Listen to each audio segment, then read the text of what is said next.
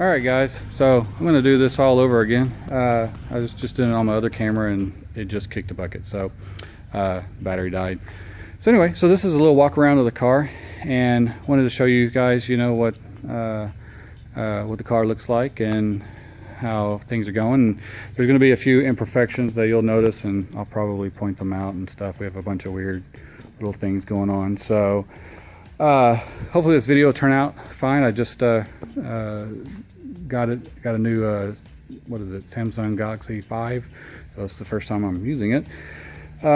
Anyway, so this is the front, and you guys kind of saw the side, and we kind of have the car raised up quite a bit right now with the suspension, and you can kind of see how it is. Now a lot of people think that the nose of the car is like really tall and big, but I don't know if you can really see this, but it's kind of like, that's my knee, you know. So where the bumper is, it's actually, you know, it's not super low. Now it's not like as low as like that car or that car, because these guys are just points, but like, you know, here's my leg again, and you know, here's the thing, and here's my knee, so there's about that much difference. But you put it up to like any other car or even like a Corvette, it's pretty darn low, and plus we're lowering it 2 more inches down to the ground. So anyway, that's kind of the front end and stuff. We don't have the little louvers that kind of go in the front or on top. Those will come later. There's still a lot of body tweaking that we have to do. We just didn't have enough time to do that during SEMA. And you can kind of see our 6-piston Brembos up front, and those are 14.5-inch rotors. We're going to switch over to slotted instead of drilled. I'm not really a drilled fan. That's just what we had at the time. So, and these are 295 on 19-inch wheels by 30 profile, and the back are 255 on 30 profile on 19-inch wheels. So they're huge, super wide. And this is like an example of some of the areas we have to fix on the body. So you can kind of see like that little area is not as crisp on that door line. And when we had it to our body guys, they just, for some reason, took away too much space there for whatever reason. And, you know, and whatever. They did it equally on both sides. So, you know, that's good, I guess. And then this is the back. I don't know if my phone really will show all this or anything, but kind of get the idea, and you might be able to see how wide the tires are.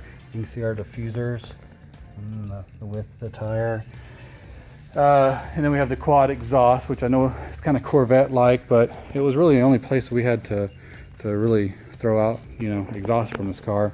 I thought about making it come out on the corners over here. We still have that option to play with, but you know, we'll see how that goes later. And back here through this dirty window, you can see the suspension. And so okay, so this is it. It's kind of dirty, and you can kind of get an idea, close look of the suspension setup that we have going on.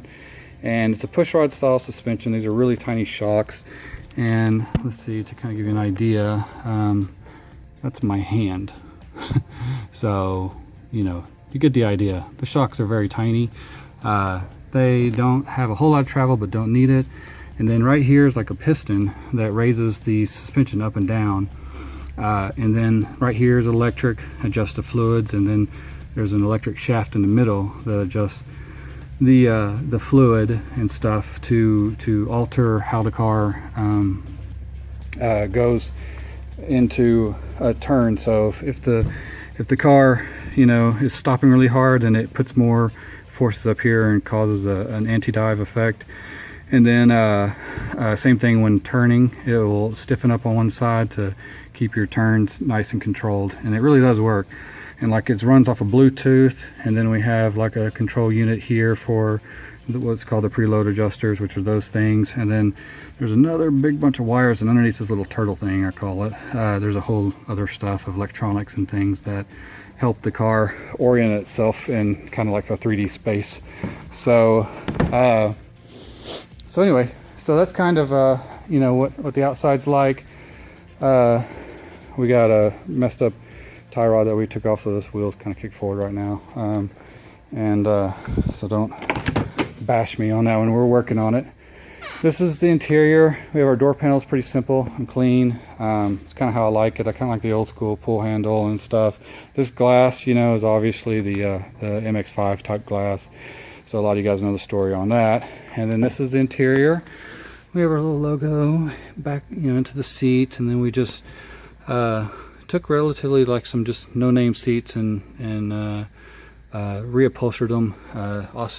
Austin Interior did our upholstery stuff, which was really nice of them. They did a great job on doing the upholstery and the amount of time and the kind of situation that we were in for the big SEMA push. So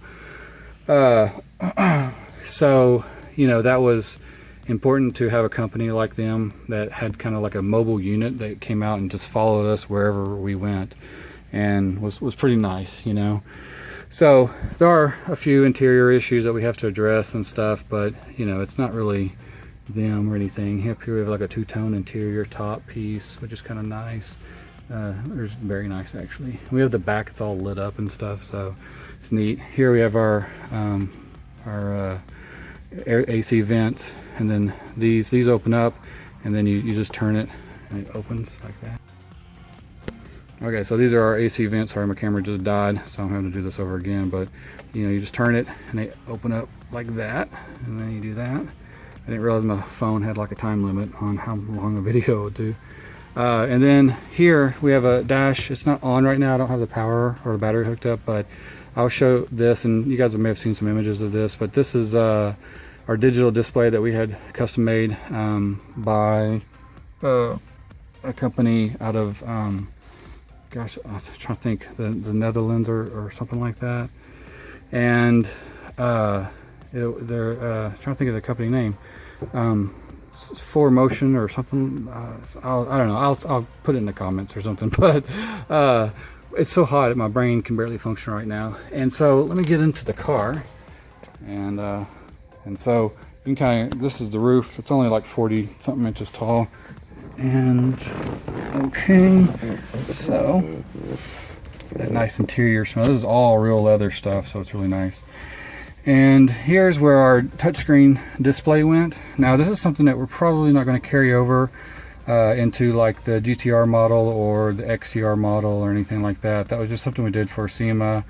It was a nice wow factor, and you know, I don't know, if someone wants it, we may go the extra mile to do a custom thing for them like that. But it's a nice thing. It's kind of Tesla like and everything, but the stuff that, you know, the things that we're doing now with the car doesn't really require a huge touchscreen, and everything's going to be even more simplified, which is nice. And that's, you know, basically it. We have kind of a big wiring mess down there, and you know, and you can kind of see the suspension in the back, although it's a mess.